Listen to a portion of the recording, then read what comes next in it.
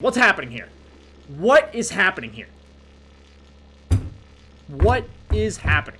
Banana slam jam.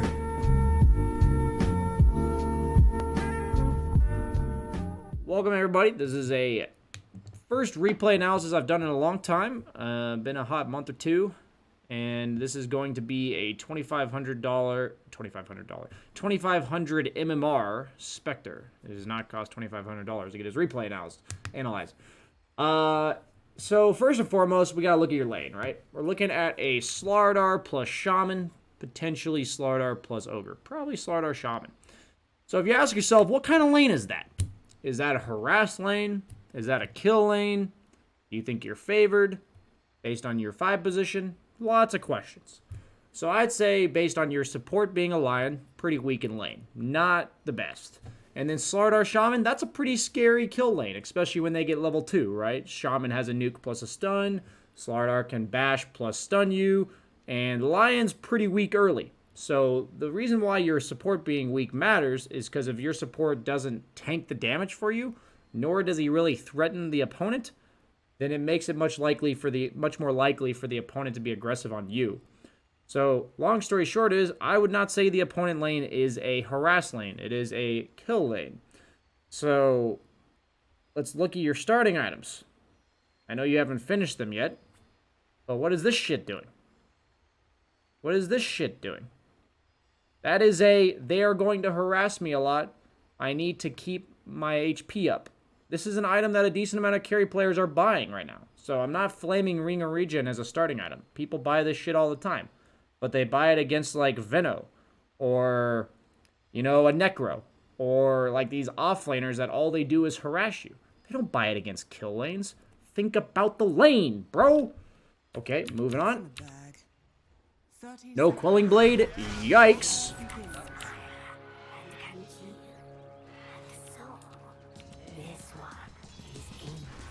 Okay, so it is Ogre.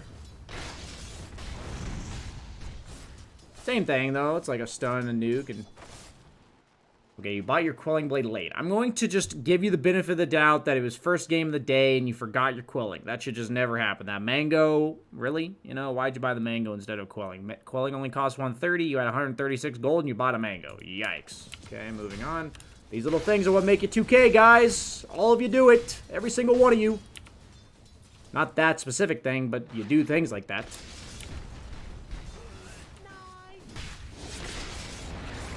The lane's pushed, it got blocked into your tower. You do have to be careful of blocking it if the opponent's not going to block.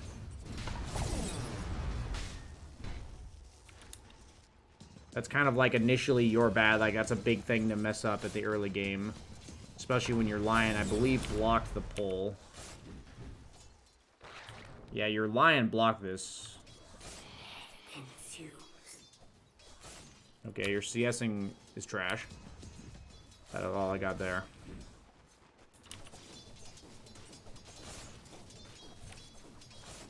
So when the lane's this far up, right? It's really important that you don't leave creeps in front of people. Like, this is what creep aggro is for, right? It's not meant to be anything to avoid damage here. It's that if this Slardar wants to, when you're here and the creep's here and Slardar's here, he could try to walk up and contest this creep, right? But if you aggro him right now, and this creep runs at you, there's no way the Slardar is going to be able to deny the creep. So this is just another example of creep aggro being useful. I feel like I haven't seen you creep aggro a single time in this lane. I feel like in my bracket, you creep aggro about 100 times in the first 5 minutes. So maybe you can start doing it 20 times. There's a lot of fucking creep aggros. Maybe not 100, but it's at least 50. I'd say once every 5 seconds, that sounds about right. So with that in mind, you need to start thinking about creep aggro. There's a bajillion times I've talked about this. I can't go into intense details on the mechanics, but there are so many uses of it, and if you're not using it, you should just spend like the next 50 games practicing it, because that's how you get better. This is just another example where even though you would have gotten that if you just timed it right, if you just drag the creep towards you, you're preventing the opponent from contesting it. Same thing here.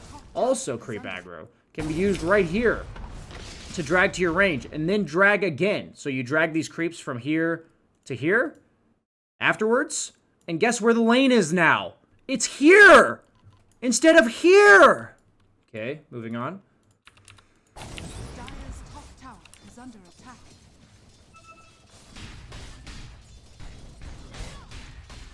I can't watch this laning stage, man.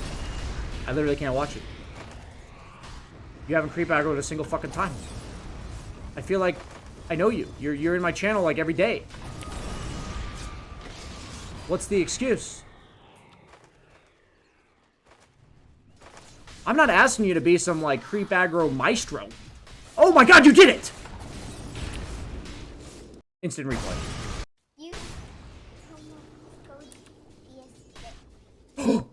Bog! Okay, moving on.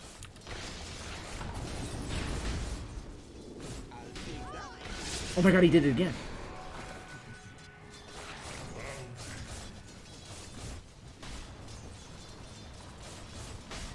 Oh my god, he didn't do it. He got denied twice. Yikes.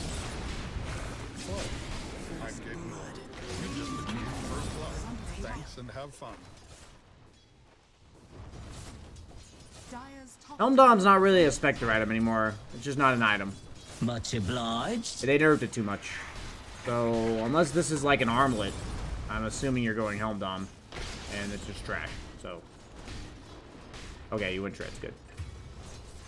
Killing Flurry. This is Gabe. Thanks for playing Dota 2. Double. I'd say your mechanics of CSing, like your just overall timing, just needs practice. Not much I can say about that. And then if you combine that with creep aggro, you'll have an extra 8 CS right now. You just have 29 CS in a relatively decent lane. Didn't deliver yourself the boots. That's a yikes. Okay, your line griefed your pull there. It's fine, it's fine. Nobody saw it. Radiant's middle tower is under attack.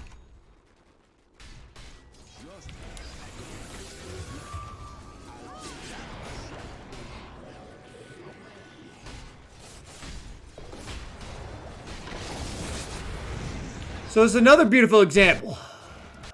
So we see Ogre coming. Look at the creep wave. What's happening here? What is happening here? What is happening? We have about 5 visual indicators that our lane's about to get shoved into our tower. About 5, okay? So, with pressure, what are those? 1, Slardar are playing incredibly aggressive. 2, they have more creeps than you do. 3, they have a catapult. 4, Shaman rotated bottom. 5, Ogres walking at you through a ward. I feel like you should need one of those at my level, right? Just one. And somebody at my level would be expected to recognize this, okay?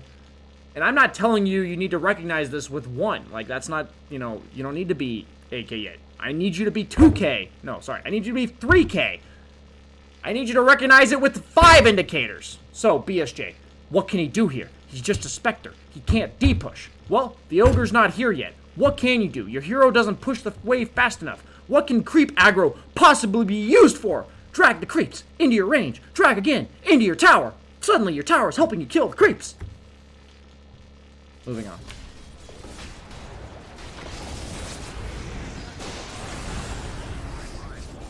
That play should be the exact same with the wave underneath your tower dying while you're underneath your tower instead of getting gripped outside a tower. Like, it's the exact same play. It's like, if it works there, it's going to work the way I asked you to do it. You see what I'm saying? But if it works the way I asked you to do it, it's not always going to work this way. You see? You see? It's just like a statistically better play. So, worked out.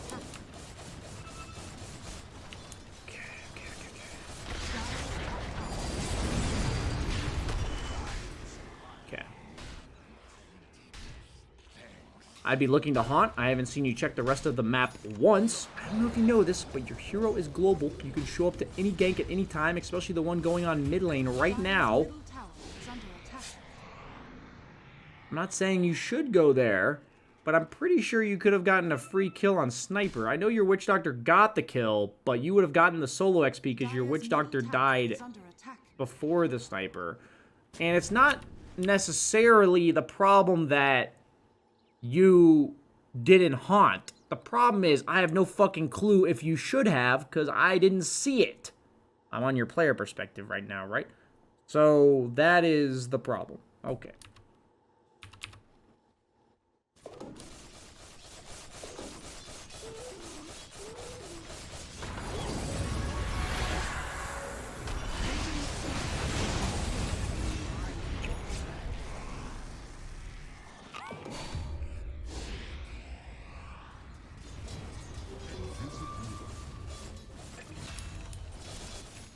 Decent execution there. Wasn't like the best play overall, but it's all good. Not terrible, not bad. You really have bad item management. Earlier, you delivered yourself treads without letting the boots have a slot. Right now, you just have a Wraith Band sitting in your backpack. So the way to get better at that is to constantly, like, okay, so there's a lot of, like, maintenance things in Dota. And what I mean by that, it's not something I've actually mentioned very often. Where it's like TP scrolls, health and mana, items, all these things are like maintenance things. And what I mean by that is it's kind of like hygiene. If you don't do it consistently, they're just not going to be good, right? Like, you don't have good hygiene by just showering once in a while. You do it consistently, every day. It is a lifestyle. It is a habit. So when it comes to items, when it comes to TV scrolls, when it comes to health and mana, you have to learn to check these things as often as you possibly can. Like, you have to remember to think about these things as often as you possibly can. Every second that you aren't thinking about something else, you think about these things, right? And clearly you don't. So it's something you have to work on it that way. You have to think about it that way. Okay, moving on.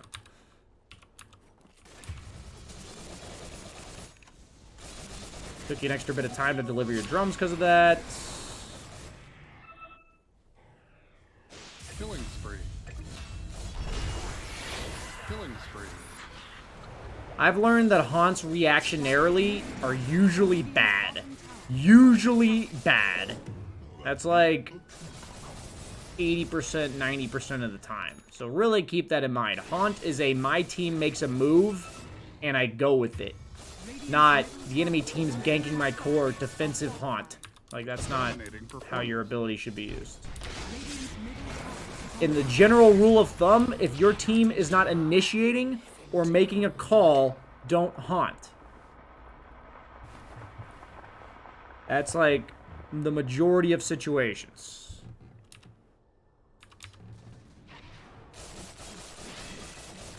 So the reason why I would say you normally don't stay here is because you outscale them, right? You're a Spectre against Sniper Drow. So I'm okay with the fact that you want to play on the defensive side of the map. In my bracket, though, players wouldn't beat Pepega, and they would rotate the cores to your lane. So I'm thinking to myself, the only reason you're allowed to stay down here is because the Sniper and Drow have not shown up to your lane yet. Like, if they show up, like, is Sniper going to come to your lane by himself? I understand you're in 2K, but he's not that bad, right? He's not just going to randomly walk up and hit your tower. And the only way you can assume he's doing that is if you literally see him hitting your tower and you see the rest of his team on the map. Like, he's just showing and the rest of his team is showing. But with that assumption, you have to assume, like, unless proven otherwise, you have to assume people are playing reasonably. My point being is, though, you've been staying bottom. It's been working because the heroes that are supposed to rotate to your lane to boot you out have not done that. The main message I want to give you here is that you have to think about what heroes are required to boot you out of your own safe lane. That's something you need to think about every single game. So in this case, you see Sniper, you have Haunt. If a fight breaks out here, why would you be here anyway, right? Like, Sniper rotated. So with that in mind, you should just dip. And if your team fights, great. But obviously they're all dead. But, like, you shouldn't be here anymore. You should be farming. I feel like there's been a lot of time spent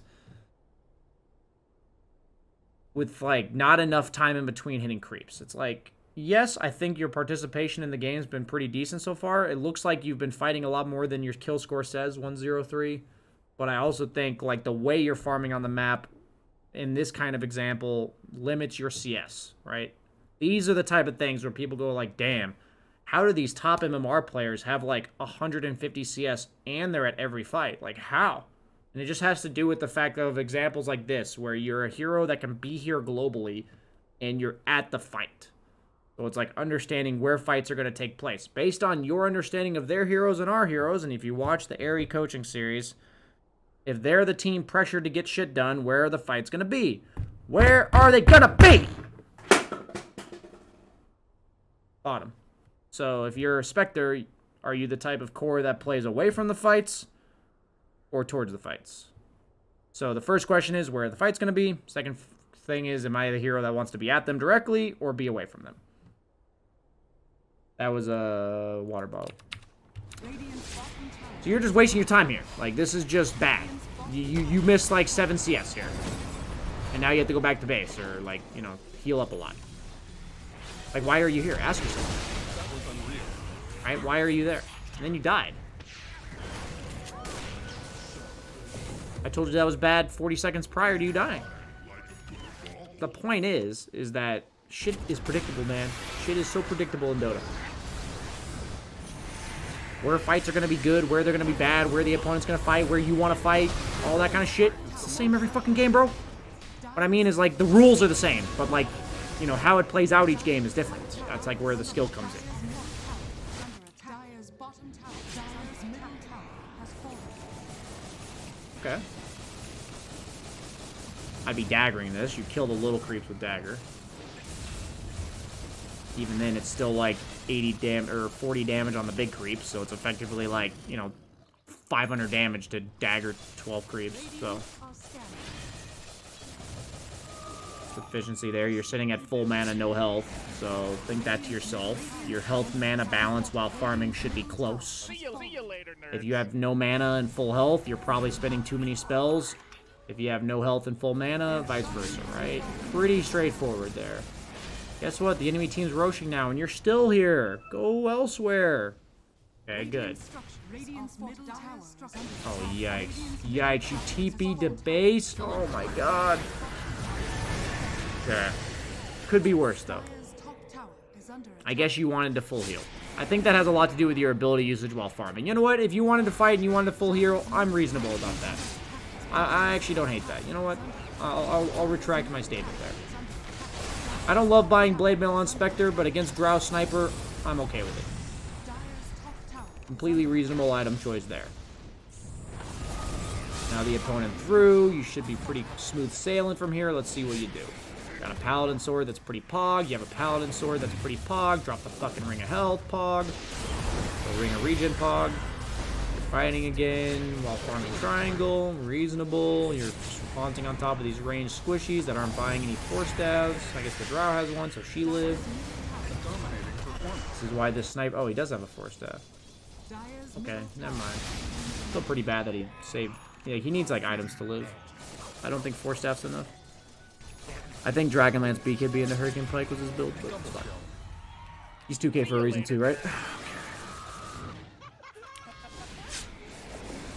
Got the Manta. I think overall the item build's fine, except for this Ring of Health in your fucking thing.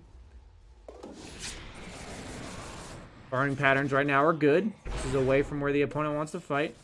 I very rarely use Manta on Spectre when I have Haunt. Very rarely. It backfires more often than it pays off. Like, I want you to realize how big of a deal it is. It's not something that you never do, but your Manta for Haunt is like a huge deal, right? Like, you do so much more damage to whoever you Haunt on top of. So, just keep that in mind when you have Haunt, that you should be much more conservative with your Manta. I know you got trapped in the trees, but your dagger's like an 8-second cooldown, so just wait, you know. Like, I think this is bad again. Your illusions don't do shit, man. Like, they actually just don't do shit. They literally just die and don't kill anything. They might kill a rage creep. You're not like a Terrorblade or a Naga. Your illusions don't do anything.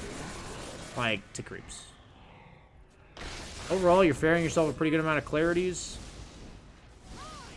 I think playing close to your team here is actually reasonable because you're against so much damage and pickoff on the opponent team. I don't think it's wrong for you guys to be playing this scared even when you're ahead. There's like the only way you lose is if you die by yourself here. Okay, good positioning on the map, honestly. Way better than early game. And that should be GG, honestly. I know this game may go a while. Looks like it goes really long. I guess I'll watch wherever you guys make this game hard, because there's going to be some play you make this game really hard. Like, the game should be free from here. See what you do. I'll watch the first big fuck up.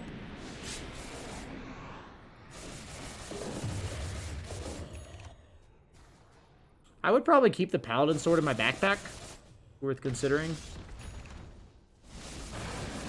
where like you take a lot of damage in a fight and you just want to heal up afterwards without going base. Your Basher should be in your inventory, okay. Your Necro died and you haunted defensively. Notice the commonalities here. Don't haunt defensively, thank you. Unless you actually think the haunt defensive is going to turn into you killing somebody. Your haunt should be to get killed, not to... It's not like a counter gank. It's like a... It's only a counter gank if you're strong enough to literally kill people with your haunt. So, just keep that in mind. Okay, so we killed Sniper. We're going high ground. Gotta be careful, but we are. Your Necro's overcommitting. You got on top of the Drow. That's good. Diving tier 4s. Chill the fuck out. We force buybacks. Illusionist Cape. Yikes. Okay, we have Aegis. Okay, your Necro is deep. You're deep. Okay. I'm just getting nervous because the game lasted a little while again, so... You don't have Aegis anymore. Back the fuck out. Like, this would be a great moment while you're farming to have a Paladin Sword, right? Double kill.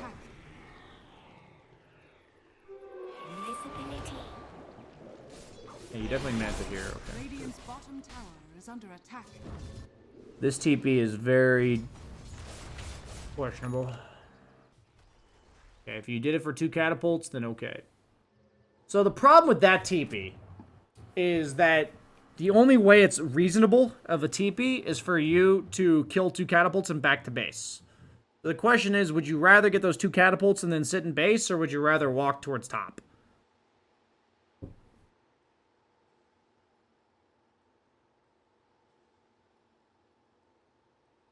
Yeah, no, that's up to you.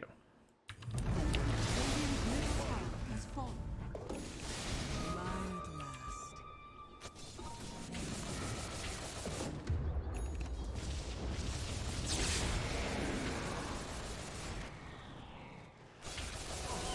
Like, your choice to kill the 2 catapults and then go to base was correct.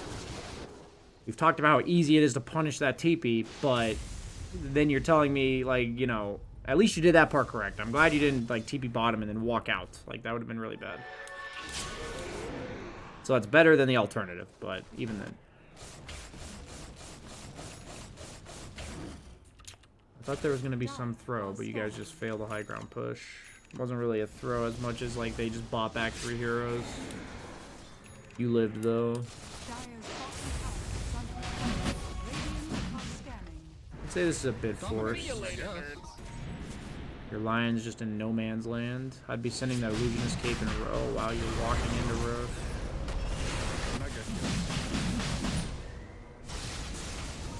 Yeah, your team's just not playing around the objectives. Not really much you can do there, actually. You're doing a pretty good job yourself.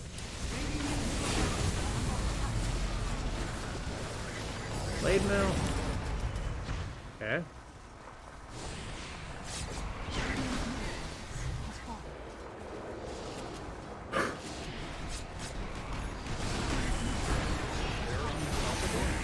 Okay.